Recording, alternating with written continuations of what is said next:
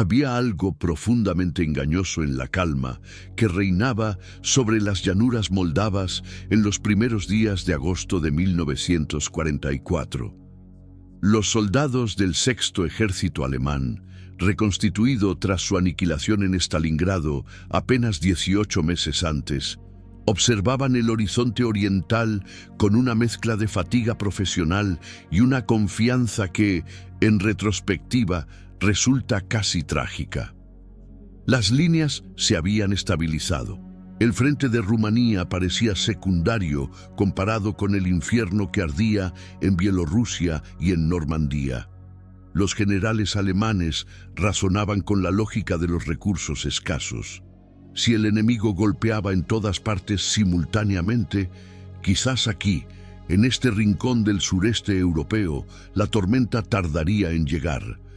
Era un error. Era, de hecho, el error definitivo.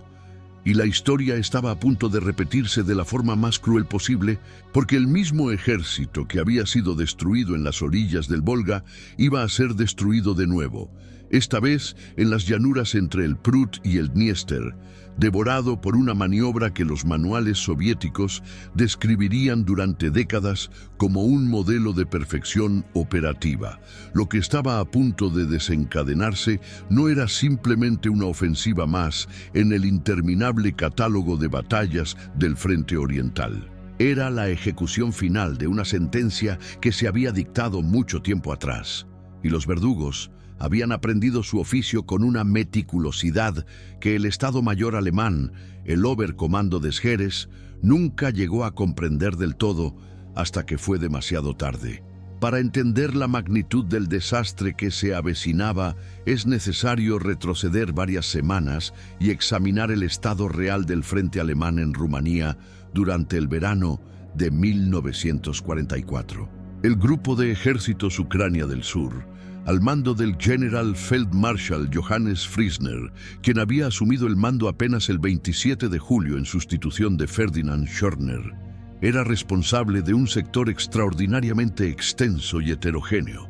Sus fuerzas incluían el Sexto Ejército Alemán, bajo el general Johannes Friesner, y el Octavo Ejército Alemán, bajo el general Otto Wöhler, además de varios ejércitos rumanos, cuya fiabilidad era en el mejor de los casos cuestionable y en el peor directamente peligrosa. El frente total cubría aproximadamente 600 kilómetros desde los Cárpatos hasta el Mar Negro, un arco defensivo que habría exigido recursos enormes incluso en los años de gloria de la Wehrmacht, y que en el verano de 1944, con Alemania desangrándose simultáneamente en 3 teatros de operaciones, resultaba sencillamente imposible de guarnecer adecuadamente. El terreno jugaba un papel crucial que los planificadores soviéticos habían analizado con una precisión que raya en la obra de arte. La región de Moldavia y Besarabia presenta características que favorecen enormemente las operaciones mecanizadas a gran escala. El río Prut, que corre aproximadamente de norte a sur antes de desembocar en el Danubio, constituía una barrera natural significativa, pero también una trampa mortal para cualquier fuerza que quedara atrapada al este de él. El Dniester, más al norte, definía la retaguardia del dispositivo alemán. Entre ambos ríos se extendía una zona de colinas suaves, viñedos y llanuras que ofrecían corredores de avance ideales para los tanques soviéticos una vez que las líneas defensivas fueran perforadas. Los alemanes conocían perfectamente esta geografía, pero conocer el terreno y tener los medios para defenderlo eficazmente son dos cosas completamente distintas. El error fundamental del Oberkommando des Heeres en las semanas previas a la ofensiva tiene un nombre preciso y un peso histórico inmenso: la retirada de las reservas blindadas hacia Polonia. Durante el mes de julio de 1944, mientras la Operación Bagration seguía devastando el grupo de ejércitos Centro y la situación en el sector central del Frente Oriental se deterioraba a una velocidad catastrófica, el OKH tomó la decisión de transferir varias formaciones blindadas desde el Teatro Sur hacia el norte, donde las necesidades parecían más urgentes. Entre las unidades desplazadas se encontraban formaciones que habrían constituido la reserva operativa capaz de contener cualquier penetración profunda soviética en el sector rumano.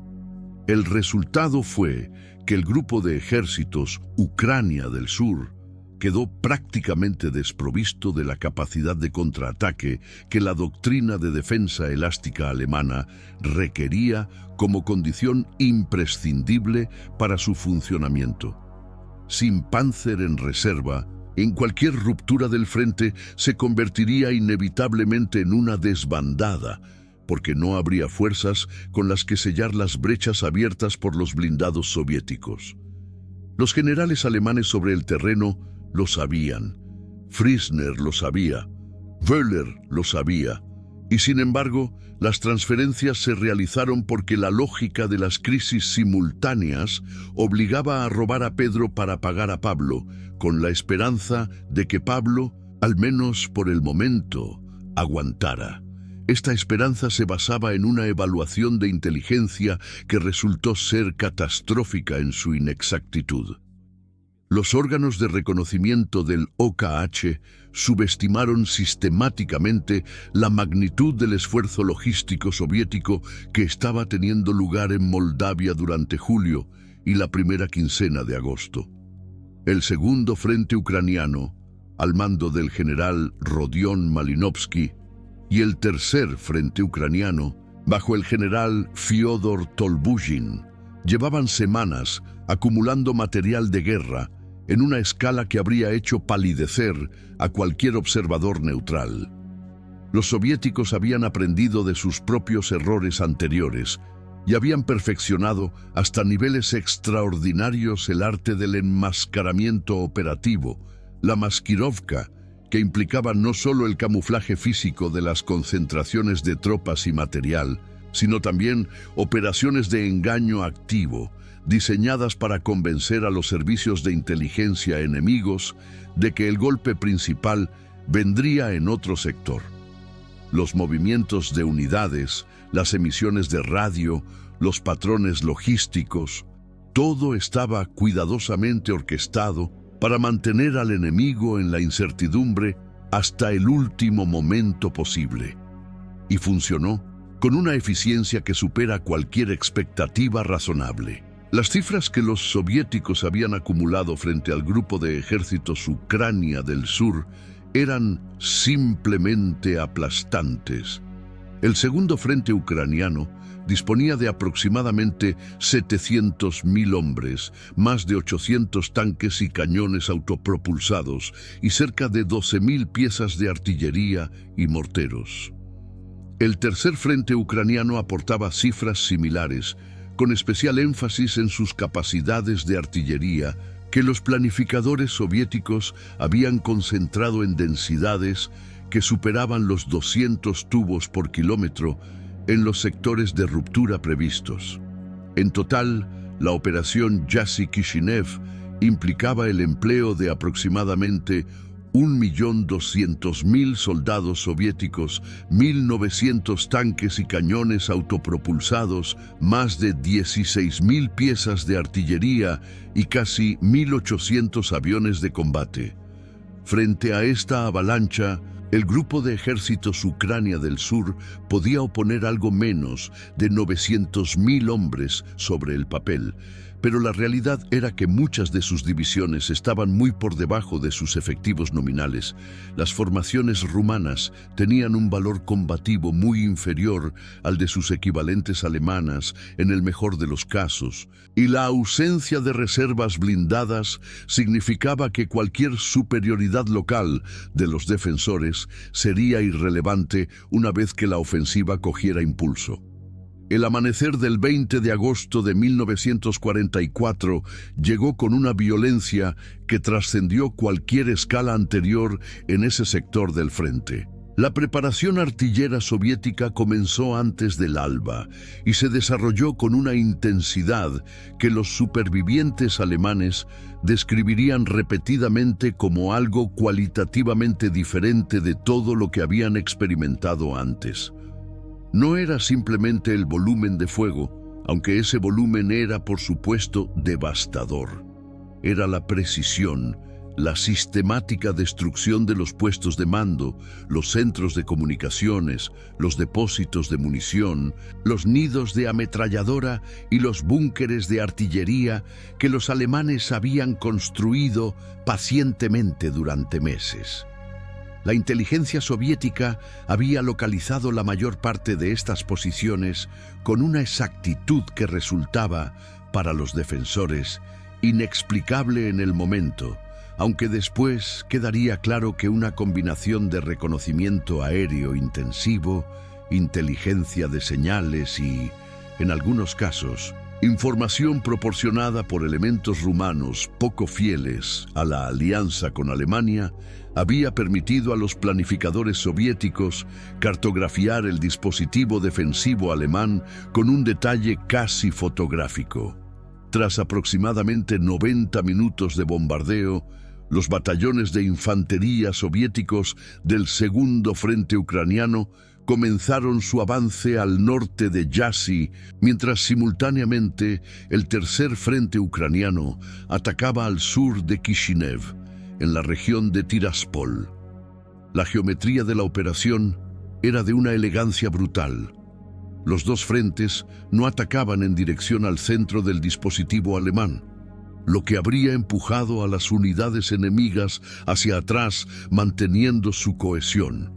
En cambio, los ejes de avance estaban diseñados para converger en un punto situado a la retaguardia de la masa principal de las fuerzas del Sexto Ejército Alemán, concretamente en la región de Husi, sobre el río Prut. Si los pinchos norte y sur lograban unirse allí, el grueso del Sexto Ejército quedaría atrapado en una bolsa que los soviéticos tenían toda la intención de apretar hasta la asfixia. La velocidad con que se desarrolló la ruptura inicial superó incluso las previsiones optimistas del Estado Mayor soviético. Al norte, los guardias de la Quinta Guardia y el Séptimo Ejército de Guardias del Segundo Frente Ucraniano desgarraron las posiciones del Cuarto Ejército rumano con una facilidad que revelaba de manera implacable las limitaciones reales de estas fuerzas. El Cuarto Ejército rumano, que ocupaba precisamente el sector donde se había concentrado el esfuerzo principal soviético al norte, se desintegró con una rapidez que dejó al descubierto los flancos alemanes adyacentes antes de que el mando alemán pudiera reaccionar coherentemente. No era simplemente una cuestión de valor individual o de competencia táctica de los soldados rumanos, muchos de los cuales combatían con determinación. Era un problema sistémico que se remontaba a meses atrás, a la progresiva pero irreversible pérdida de fe del mando militar rumano en la viabilidad de la causa alemana, a las conversaciones secretas que el gobierno del rey Miguel estaba manteniendo con los aliados occidentales y con los soviéticos, y a la conciencia generalizada entre los oficiales rumanos de que estaban luchando en el lado equivocado de la historia. Al sur, el Tercer Frente Ucraniano de Tolbujin atacó el sector defendido por el Tercer Ejército rumano, con resultados igualmente devastadores. Aquí, la acción combinada de infantería, tanques y artillería de apoyo alcanzó una coordinación que representaba la culminación de años de aprendizaje doloroso. Las columnas blindadas del frente, una vez abierto el corredor inicial, no se detuvieron a consolidar el terreno ganado, sino que se lanzaron hacia el interior de la retaguardia enemiga, evitando los centros de resistencia todavía activos, cortando las líneas de comunicación, destruyendo los centros logísticos y sembrando el pánico entre las tropas que aún intentaban mantener una línea coherente. Esta táctica, que los doctrinarios soviéticos denominaban el desarrollo del éxito mediante columnas móviles, era fundamentalmente diferente de los métodos de la fase inicial de la guerra, cuando los Panzer alemanes la habían empleado con tan devastadores efectos contra el propio Ejército Rojo. Ahora, los roles se habían invertido de manera permanente. En los primeros 48 horas de la ofensiva, el dispositivo defensivo del Grupo de Ejércitos Ucrania del Sur quedó estructuralmente destruido. Las cuñas blindadas soviéticas avanzaban en algunos sectores a una velocidad de 30 a 40 kilómetros por día, una velocidad que hacía imposible cualquier reorganización coherente de la defensa. Las divisiones alemanas en las zonas de ruptura fueron en algunos casos aniquiladas en sus posiciones, mientras que otras, que intentaron replegarse siguiendo órdenes que llegaban con horas de retraso y ya obsoletas, encontraron su retirada cortada por columnas blindadas soviéticas que habían penetrado más profundamente de lo que los mapas del cuartel general alemán reflejaban. El colapso de las comunicaciones fue un factor catalizador fundamental en esta espiral de desintegración.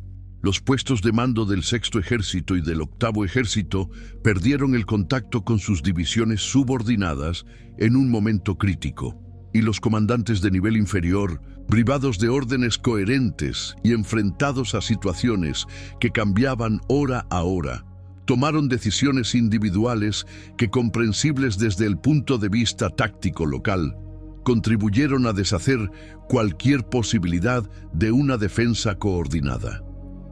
El 23 de agosto de 1944, 3 días después del inicio de la ofensiva, se produjeron 2 eventos que convirtieron lo que ya era un desastre militar en una catástrofe histórica de primer orden. El primero fue la clausura de la Bolsa. Las unidades acorazadas del segundo y tercer frentes ucranianos se unieron en la región de Husi, completando el cerco de las fuerzas del Sexto Ejército que todavía se encontraban al este del Prut. El número exacto de tropas atrapadas en la Bolsa ha sido objeto de debate historiográfico, pero las estimaciones más sólidas hablan de entre 150.000 y 200.000 soldados, en su mayoría alemanes, aunque con contingentes rumanos significativos, que en ese momento ya habían cambiado de bando o simplemente habían dejado de combatir. El segundo evento fue el golpe de Estado en Bucarest, que derrocó al gobierno de Ion Antonescu y llevó al poder a una coalición liderada por el rey Miguel, que inmediatamente anunció el armisticio con los aliados y declaró la guerra a Alemania. Este cambio de bando de Rumanía merece un análisis detenido, porque su impacto operativo fue absolutamente transformador y porque representa uno de los ejemplos más dramáticos en la historia militar de cómo la política puede alterar de manera instantánea e irreversible la situación estratégica. La declaración de guerra rumana contra Alemania significó en términos prácticos que las fuerzas alemanas en Rumanía se encontraron repentinamente rodeadas no solo por el Ejército Rojo, sino también, en muchos casos, por fuerzas que horas antes eran sus aliadas. Las unidades alemanas que intentaban replegarse hacia el oeste o hacia los Cárpatos se encontraron con que los pasos de montaña que esperaban utilizar para su retirada estaban siendo ocupados por tropas rumanas que ahora obedecían órdenes de Bucarest, no de Berlín. Los depósitos de suministros, los aeródromos, los centros ferroviarios y los cruces de carretera que las columnas alemanas necesitaban desesperadamente cayeron repentinamente en manos hostiles. El cambio de bando rumano no fue simplemente una complicación logística adicional. Fue el sello final sobre el destino de las tropas alemanas cercadas. El asedio de Kishinev y la liquidación sistemática de la bolsa de encirculamiento que se desarrolló durante los días siguientes constituye uno de los episodios militares más brutales del año 1944 en el frente oriental, lo que, dados los estándares de brutalidad de ese frente, es decir, mucho. Las tropas alemanas atrapadas en el interior de la bolsa intentaron repetidamente organizar grupos de ruptura que les permitieran atravesar el anillo soviético y alcanzar las líneas alemanas al oeste.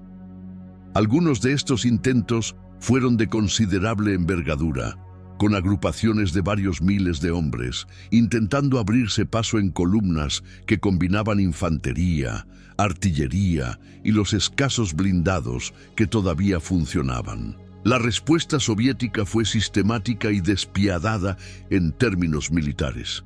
La artillería y la aviación de apoyo cercano atacaban cualquier concentración identificada de tropas alemanas con una ferocidad que no dejaba posibilidad de reorganización. Las divisiones de fusiles soviéticas apretaban el perímetro desde el exterior, mientras columnas mecanizadas subdividían la bolsa en sectores cada vez más pequeños, cortando la comunicación entre los distintos grupos atrapados y haciendo imposible cualquier coordinación del esfuerzo de ruptura.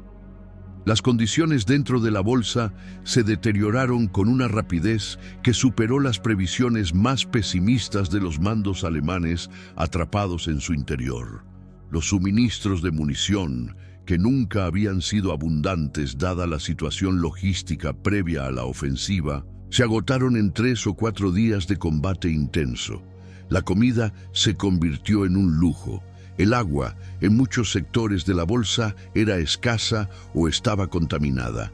Los heridos se acumulaban sin posibilidad de evacuación, porque el control aéreo soviético sobre el espacio aéreo de la bolsa era casi absoluto, y los intentos alemanes de suministrar a los cercados por vía aérea fueron tan insuficientes que resultaron prácticamente simbólicos. La Luftwaffe, que en 1942 había prometido y fracasado en abastecer el Sexto Ejército en Stalingrado, simplemente no tenía los recursos para repetir siquiera el intento fallido de entonces.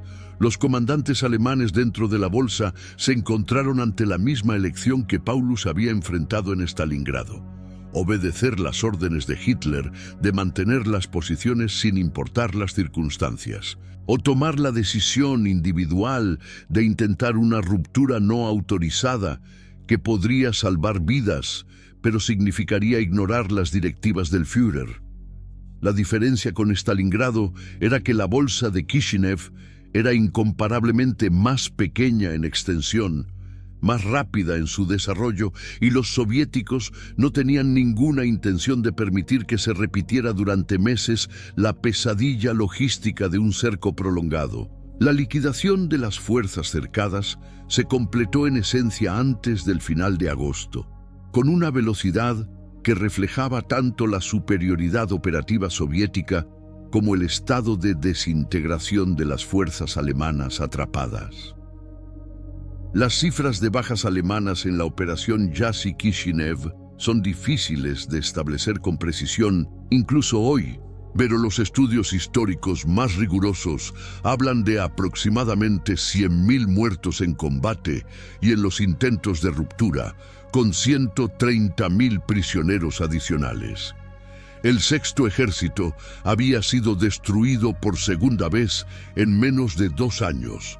Para comprender por qué la operación Jassy-Kishinev representa algo más que una victoria táctica o incluso operativa soviética, es necesario analizar sus consecuencias estratégicas en el contexto más amplio de la guerra en Europa Oriental y en los Balcanes. La destrucción del grupo de ejércitos Ucrania del Sur y el cambio de bando de Rumanía abrieron un vacío estratégico en el sureste europeo que Alemania era absolutamente incapaz de taponar con los recursos disponibles. Bulgaria, que había mantenido una postura de neutralidad peculiar a lo largo de la guerra, nunca en guerra con la Unión Soviética, aunque sí con las potencias occidentales, Se encontró repentinamente con el ejército rojo en sus fronteras y tomó la única decisión que tenía algún sentido estratégico desde el punto de vista de su supervivencia nacional.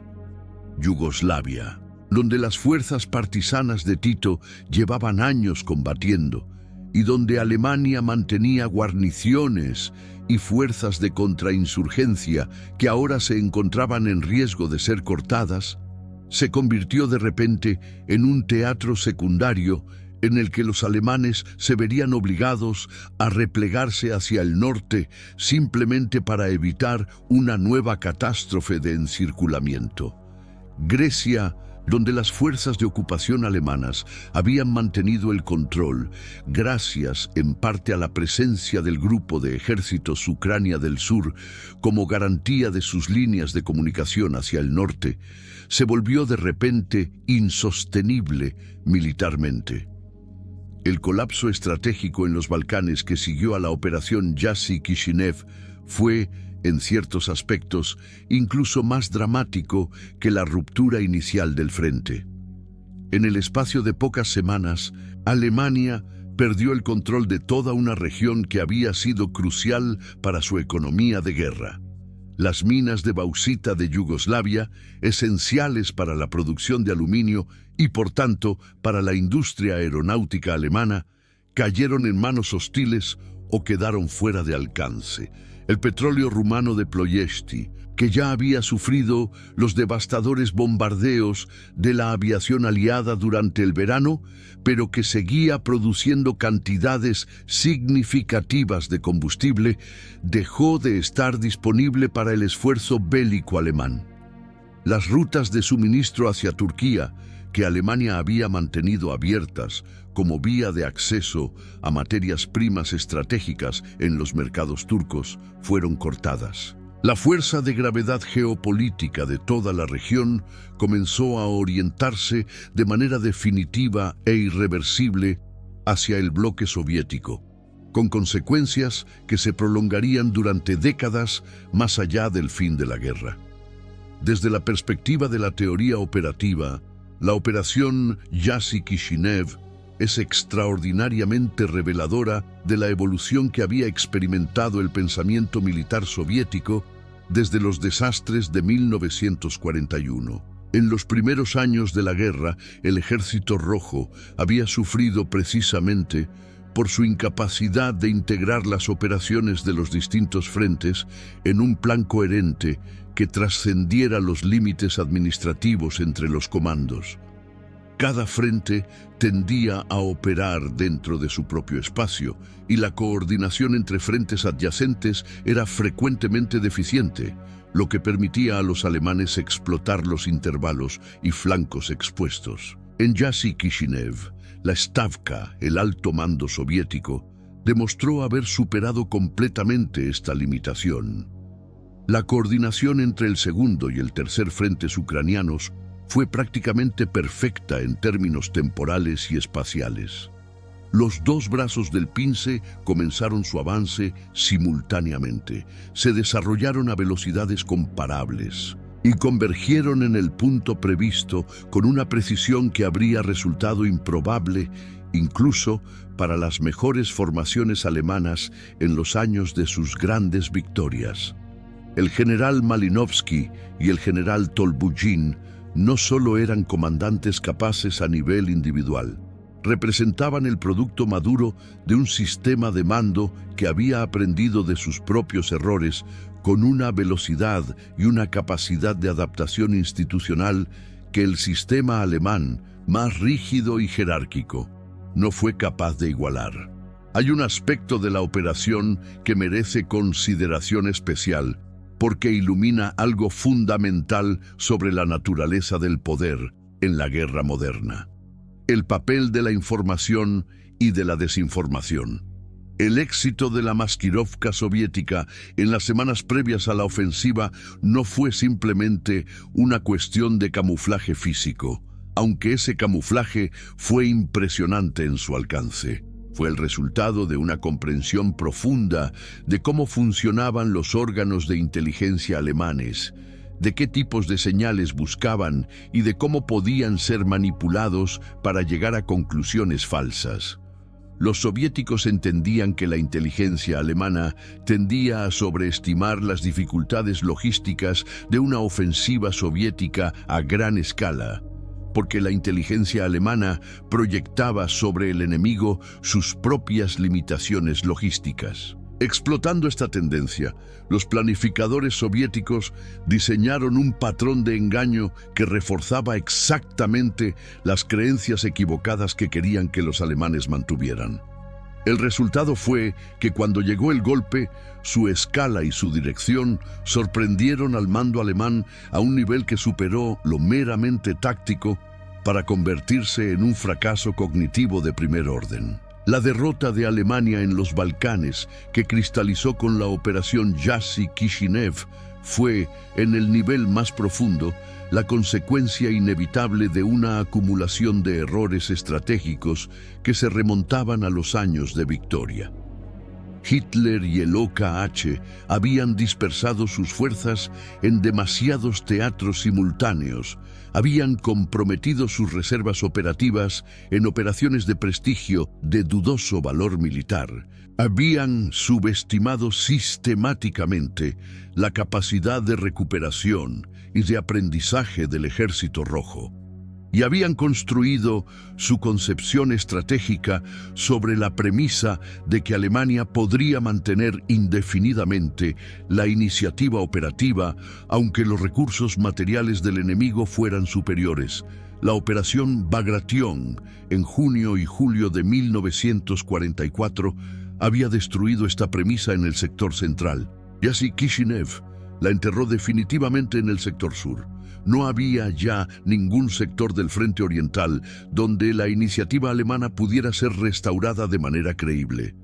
El único futuro posible era una retirada que, en el mejor de los casos, podría ser ordenada y costosa para el atacante, y en el caso real que se estaba desarrollando, resultaría ser caótica, sangrienta e inútil en términos de su objetivo declarado de ganar tiempo para alguna solución diplomática o tecnológica que nunca llegaría.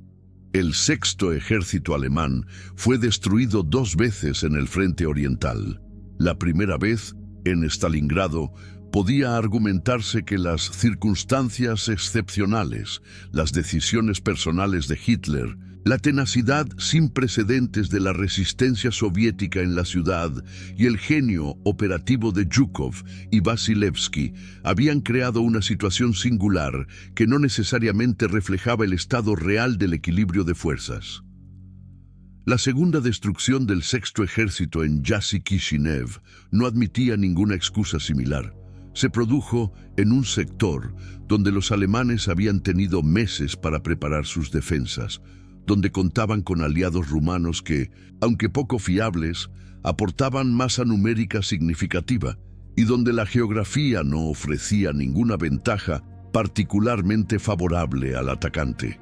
Y aún así, el sexto ejército fue cercado y destruido en una semana con una eficiencia que superó incluso los logros de Stalingrado. Esta repetición no era una coincidencia ni una crueldad del destino. Era la expresión concreta, medible y fatal de una brecha de capacidad operativa que entre 1942 y 1944 se había ensanchado hasta hacerse insalvable. Los soviéticos no solo tenían más hombres, más tanques y más aviones que los alemanes en ese sector. Tenían mejores planes, mejor coordinación, mejor inteligencia y mejores comandantes operativos. Esta era la auditoría final de la derrota alemana en los Balcanes. No el balance contable de divisiones perdidas o kilómetros cedidos, sino el veredicto inapelable de que en el nivel que verdaderamente decide las guerras modernas, el nivel de la planificación operativa y de la ejecución sistémica, Alemania había perdido la superioridad que en 1941 parecía garantizar su victoria y no tenía ningún medio de recuperarla.